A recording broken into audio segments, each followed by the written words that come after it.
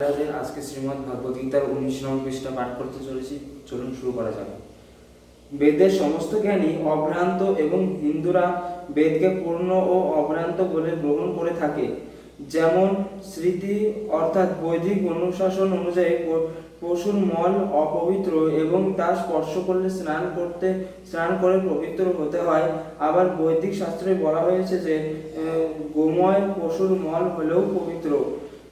এমনকি কোনো অপবিত্র স্থানে গোময় লেপন করলে তা পবিত্র হয়ে যায়।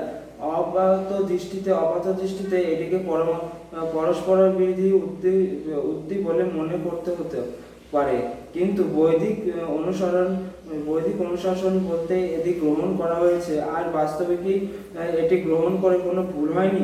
পরবর্তীকালে আধুনিক বৈজ্ঞানিক বিশ্লেষণে প্রমাণিত হয়েছে যে গোময় সব কয়টি জীবাণুনাশক গুণই বর্তমান রয়েছে।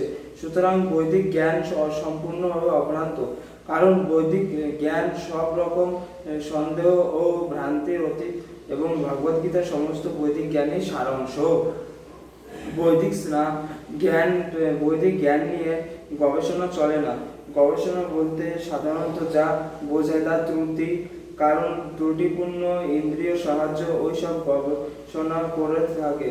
ত্রুটিহীন অভ্রান্ত জ্ঞান আমাদের ভগবদ্গীতা থেকে গ্রহণ করতে হবে, যার উৎস স্বয়ং ভগবান এবং যার গুরু শিষ্য পরম্পরাক্রমে সম্পূর্ণ অপরিবর্তিতভাবে প্রভাবিত হচ্ছে।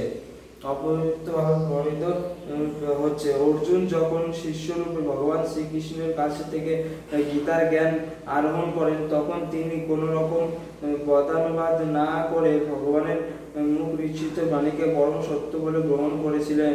ভগবদ্গীতাকে আংশিকভাবে গ্রহণ করা চলে না। আমরা বলতে পারি না যে ভগবদ্গীতায় এটি অংশ আমরা গ্রহণ করব আর বাকিটা গ্রহণ করব না।